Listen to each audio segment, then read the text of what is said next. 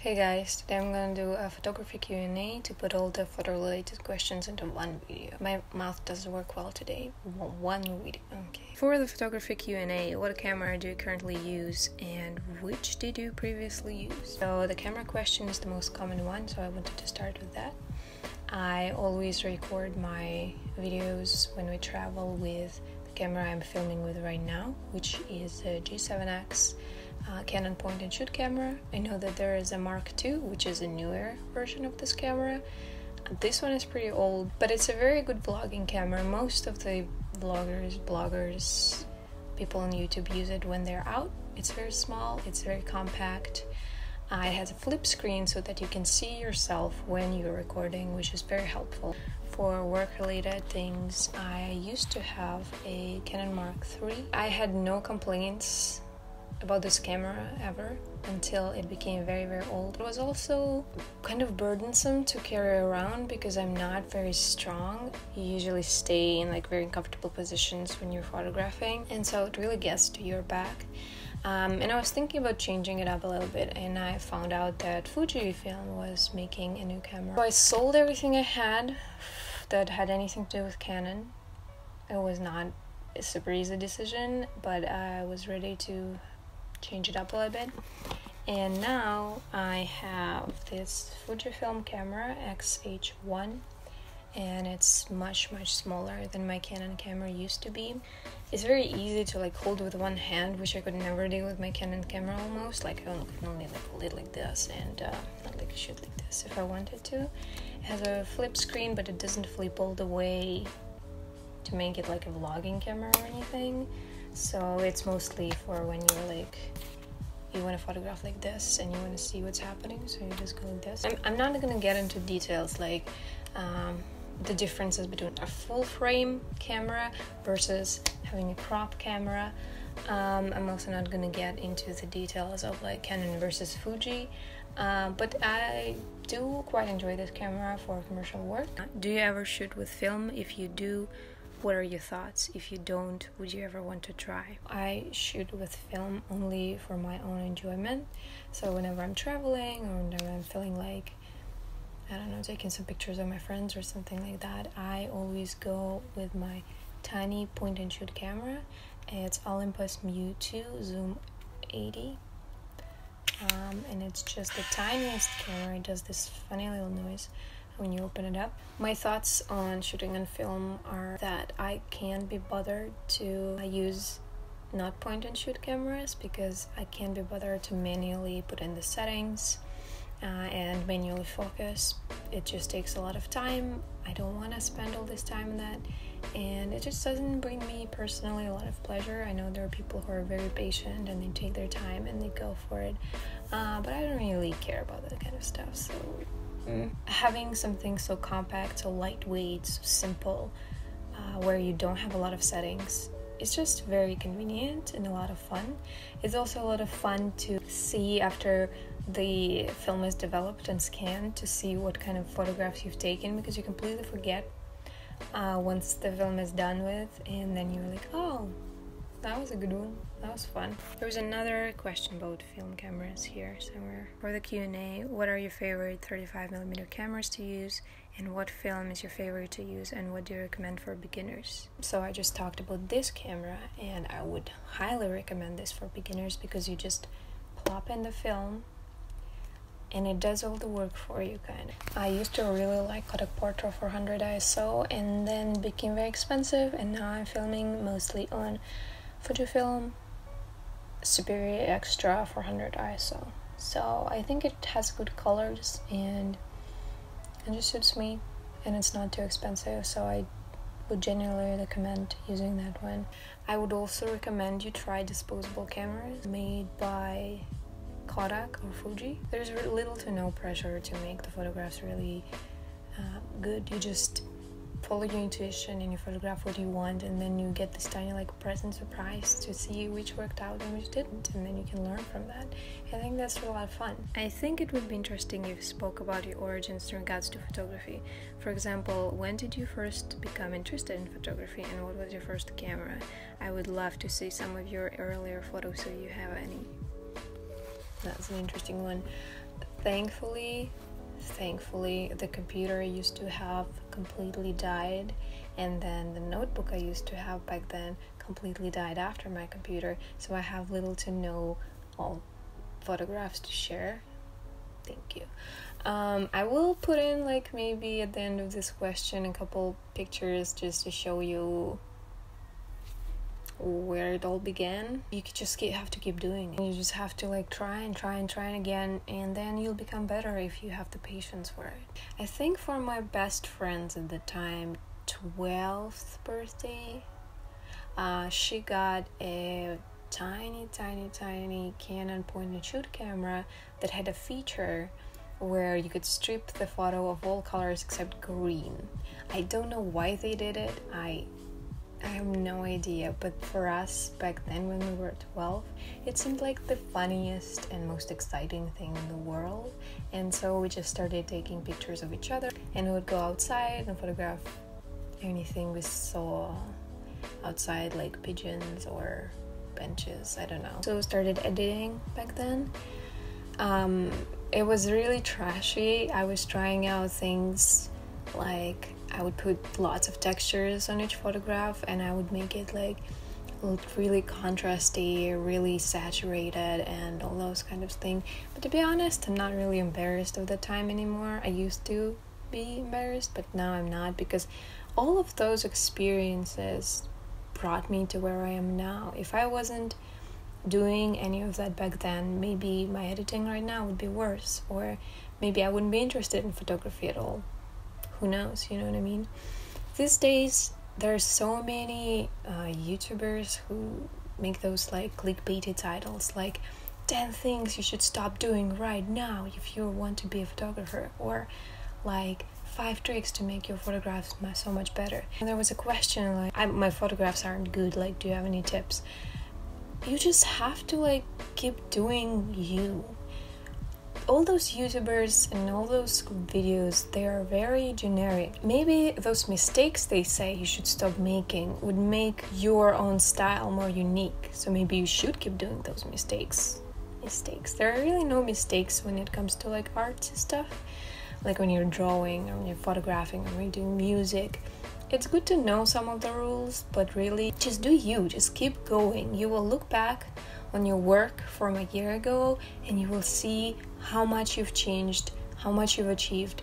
And if you just keep doing it, you will find your own style, you will find your inspirations, and you will become so much better. Just keep doing it. Don't find excuses like I don't have a really good camera, or I don't have good models, or something like that. Find ways to achieve what you want. Photograph your friends, use your phone, find cheap disposable cameras on eBay. Keep doing it, and you'll be great. I promise. That's how I did it. Clicked on everything for like 10 years. Here I am now. The next question is, for the Q&A, if you don't mind sharing, what is your experience like working as a freelance photographer? I think it's a really cool job. Like a lot of jobs, it has a lot of pros and cons. The biggest con I can imagine is it's not a stable job, so you can't really expect the same kind of income every month. You can't expect that if you do nothing, that jobs will just come to you. You have to really work for yourself, and working for yourself can be kind of tricky, because if you don't do certain things, then you just won't get any jobs. It can be really fun when you get a job that's right up your alley, and for me it's like still life photography, where the product is very either interesting looking, or has like a concept, or is very aesthetic. And there can also be jobs where you're not very into it, when you need to photograph something for an internet shop, for just on white backdrop, no creativity whatsoever, and it's kind of like killing your motivation, it's killing your creativity, and it's not a lot of fun, but you still have to do it because you need to pay rent, and you need to buy food, and pay for transport.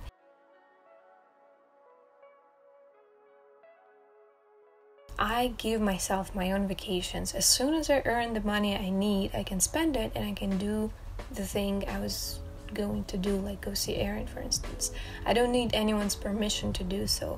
If I'm not feeling well, sometimes I can just take a day off. There are days, of course, when you do need to show up, and if you don't, then the client will go away and they will never get back to you. There are days when, for instance, if you're working for a production company and you're doing maybe advertisements, they're very demanding, that you need to work all the time. And as a freelance photographer, when you come back home, your job is not finished. You need to edit. And some people don't really consider that. Some people think like, what, you worked for like 5 hours a day? What's the big deal? I wish I could work 5 hours a day. But I can come back at like 10 in the evening and still edit till 2 a.m. and then wake up and keep editing. So it's kind of like I'm bringing my job with me wherever I go, really. That question kind of gets me into the other question, which is, do people judge you for being a freelance photographer? Do they consider it not a proper job since you don't have proper 9-to-5 kind of job? P.S. I think you're really cool, and so is your job. Thank you. Yes, definitely, 100%. I think I get the most comments about this from the older generation. The younger people don't really mind. They're like, yeah, you can be a YouTuber, you can be a photographer, you can be like a musician, we don't mind as long as you're happy. But the older generation has a very conservative mindset toward jobs. They think that if you don't work all the time, then you're lazy. And that's a very bad mindset because it's very toxic. We no longer live in the world when you have to work all the time. You have to be able to understand your needs and work towards fulfilling those needs. So for instance, if you need to pay rent, you need to work enough to save up for rent. If you want to have a better apartment, you probably need to work more and find more opportunities. But if you're really fine with living in a room with like 10 people, you can just stay where you are. As long as you're happy, success is very subjective. Just do what you think works best for you and don't listen to anyone else. I just began to take my photographs. How do you establish your style and what kind of tips do you have for a beginner? I already kind of talked about this a little bit, I guess, before. To just keep doing what you enjoy the most. It's impossible, it's absolutely impossible to hop on all the trends that are out there. It's really difficult these days because from all the social media, from all the Instagram stories and Instagram influencers, it's hard to find your own style because they're constantly bombarding you with images that you're supposed to be into, that you're supposed to like, that you're supposed to want to do. And even for me, sometimes I find myself thinking, oh, I should be doing it this way. And then I think, I don't want to do it this way. It's just the constant reminder of how everyone else is doing it and how trendy it is to do it this way is kind of like messing with my own brain. So it's really important to find like the core thing that you love in photography. Find what makes it the thing you want to do most. Don't compare yourself to other people ever. It's never healthy. It's kind of toxic to an extent because you just think you're worse more often than not, or if you think you're better, it's also not a good way to kind of approach this. So just be you. Be as genuine as you can with your photography. Don't think about it.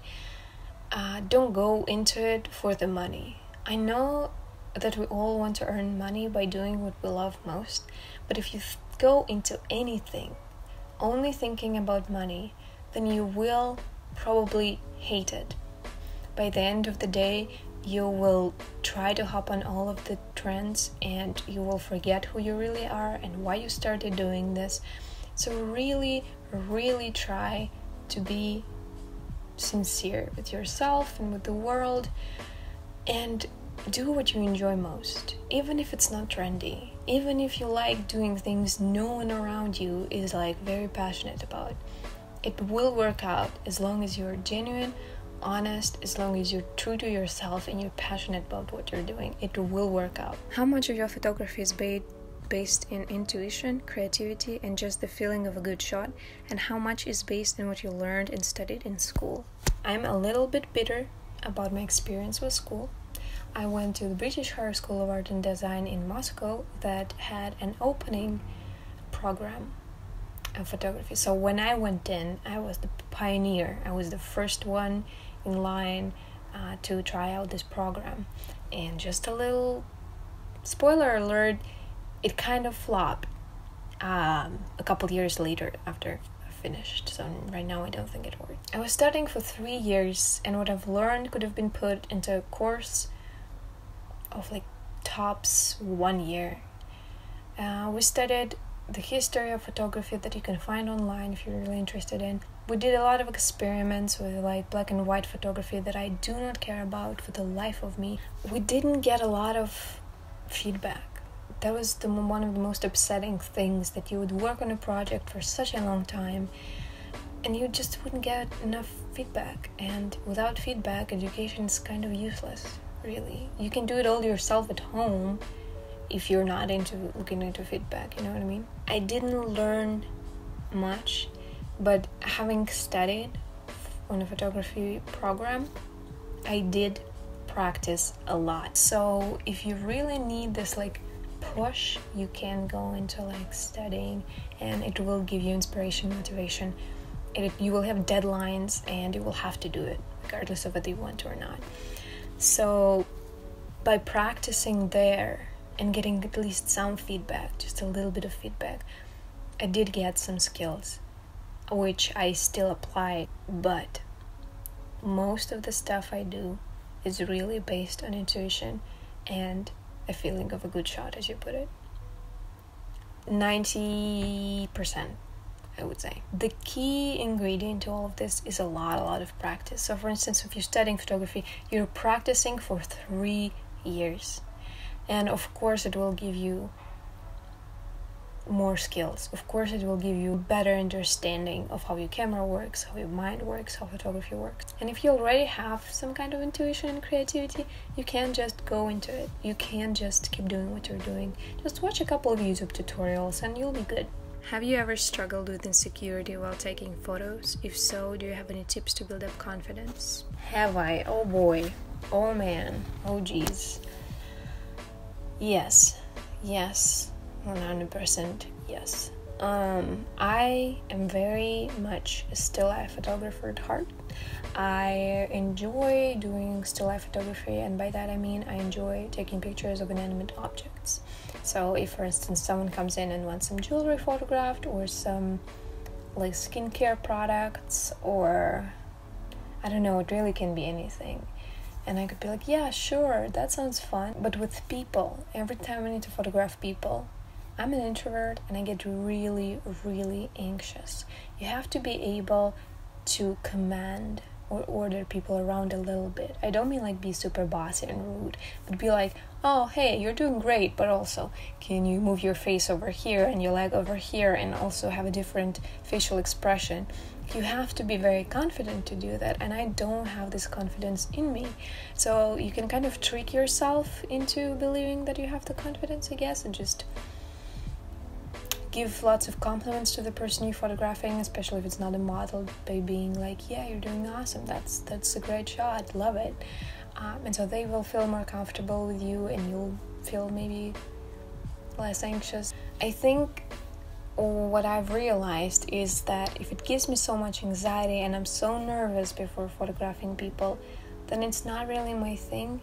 I still do it, but in reality I would very much prefer just taking pictures of things.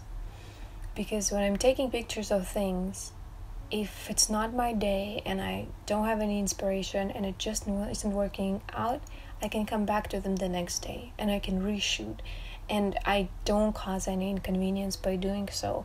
While when you're photographing a model, there's a stylist, there is the client, hairdresser, makeup artist, and you just have to be in the mood to do this. You just have to work it out.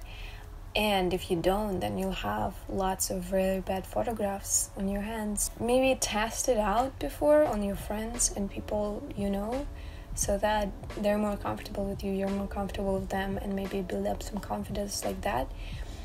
Don't forget to compliment everybody.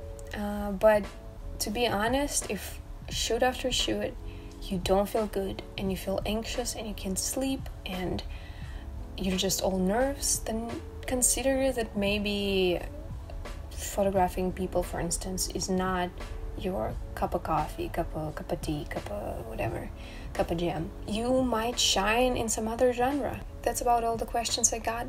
I know it's been a very long video probably because my throat feels sore from talking so much, but I really tried to answer the questions as best as I could, and I hope I helped someone out. And if you have any more questions that I've not answered, maybe put them down in the comments, and if I have the time and if I have the answer, I will type to you and we'll figure it out. See ya.